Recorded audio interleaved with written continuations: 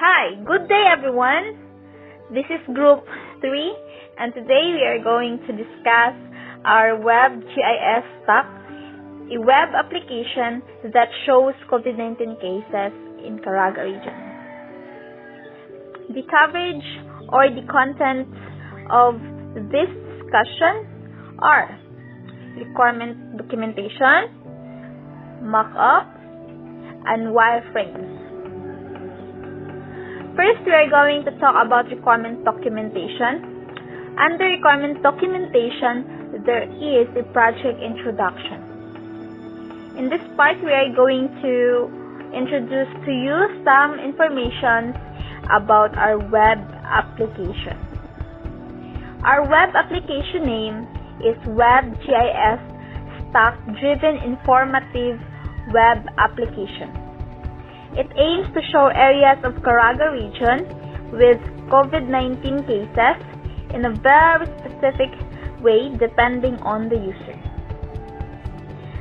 This web application is developed with the help of other applications such as first, JavaScript library para sa mapping for open layers and leaflet.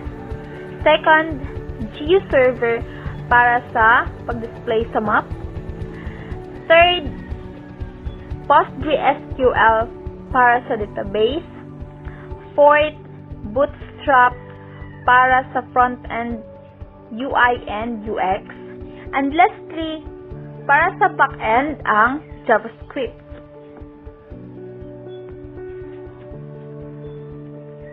Our web application will and only be displayed in one document.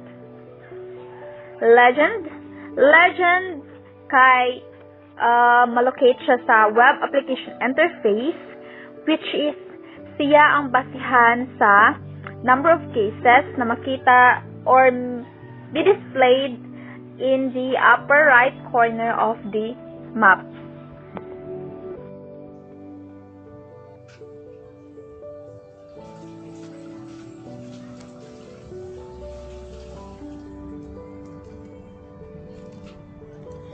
Hello, I'm going to continue with feasibility investigation. We all know that feasibility is an analysis of the project's relevant factors, including economic, technical, etc. Or is the project worth it? Yes, of course, the project is worth it. The system is ideal for those who seek news about the spread of coronavirus pandemic, specifically on Caraga region. The system provides the exact number of the local coronavirus cases with active person under investigation and person under monitoring, recoveries, and the death count on the whole Caraga region. By visiting the website, the user will be aware of the places with a lot of cases.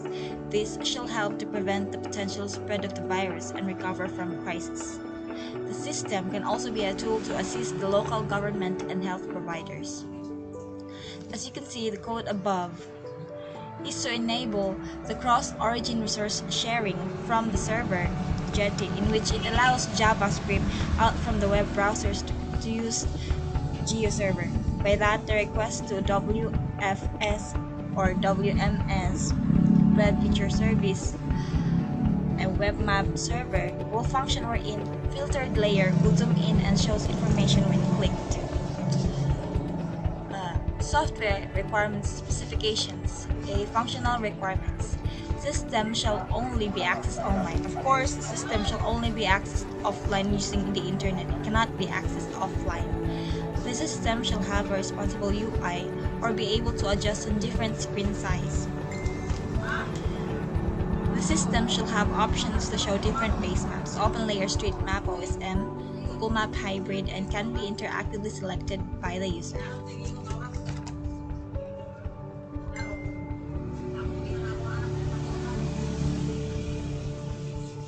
Day. I'm Sir P. Gahan. My topic is all about the software requirement specifications. Here is the one of the branch in the software requirement specifications. Performance requirement. So, it talk about the display or interaction of the system to the user. One of these is the system shall store the map layers in a database. Yes, you must store your map layer in a database. For example, when the user click or search a city or etc. on your system. So, if your map layer is not stored in a database, there's no information will be given to the user. Number 2. The system shall only use GeoServer to handle the map display processing. Yes, because you can't use multiple servers in one system. And if your system is all about the map, GeoServer is the most appropriate server to use. And the last one is, the system shall be able to run in a different browsers. Yes, it must, to give user less hassle in accessing the system. It is not necessary to download another browser just to access the system. So, here is another branch of software requirements specifications. Design constraints. It talks about the limitation of design that will be used in a system. So, one of these are, the system can only display frame maps. The application's performance, especially during the text recognition or extraction, depends on the machine. And the last one is, the application text recognition accuracy depends, but not entirely, on the physical condition of the document.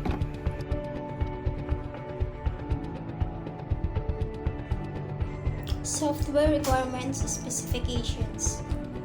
Software system attributes. Usability. The system is user-friendly. Maintainability. Ease of adding or modifying code to the application and upgrade for new features. Reliability. The system is reliable enough to provide satisfactory quality outputs given the good physical condition of the document and the machine used. Correctness. The system ensures to adhere to its given functional requirements. Efficiency. The system is able to handling fast-paced scanning and is efficient in proving outputs. Testability. The system is easy to test. Flexibility. The system is responsive, meaning it adjusts according to the user's screen size and can be run on any browsers. The use case diagram focuses on what the system does rather than how. As you can see, these are the actions that the system does. This rectangle represents the system or the boundary, and these stick figures are the actors. The user, which is the primary actor, is on the left side, and these ones here on the right are the secondary actors, which responds to the user. The user can set, send, and clear conditions, zoom in and zoom out the map. These are all the options the user can perform to the system. And the rest use cases will be performed by other subsystems as a response to the user. In this use case, the user will set the conditions. These conditions refers to the search filter functionality of the system, such as input municipality name, COVID-19 case type, less than or greater than an input number. The user will then choose whether to send or clear the conditions. So these two use cases are options. That's why they have an extended relationship to this use case. If the user chooses to send the conditions, it will be checked by the server and forward the information to GeoServer to establish map layers, and forwarded to Leaflet to display the base map to the UI. If the condition is not met, the UI will have a pop-up containing an error message that there is no data found on the server.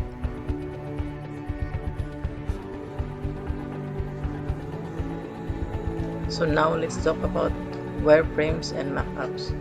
So let's start first with the wireframes. So wireframes, according to some source, is the schematic or the blueprint of the system. So wireframes is the basic design of the system. So this is our wireframes. So these wireframes guides us to what what is the design of the system. So these wireframes allows us to think of those syntax or codes we need to input in the HTML file. So lastly, let's talk about mockups. So mockups is the enhanced structure of the wireframes. So mockup includes images, graphics, and colors that make it more stylistic than the wireframes. So this is our mockups. So as you can see, it's more stylistic than the wireframes. So it makes us more easier to create the design of our website because mockups guides us to what to put or display on the system. So our mockups gives us a clear picture of the design of our system in which we can now identify those elements, image, or colors we need to put or display on the system. But there could be possible changes of the design of our system. And that's all.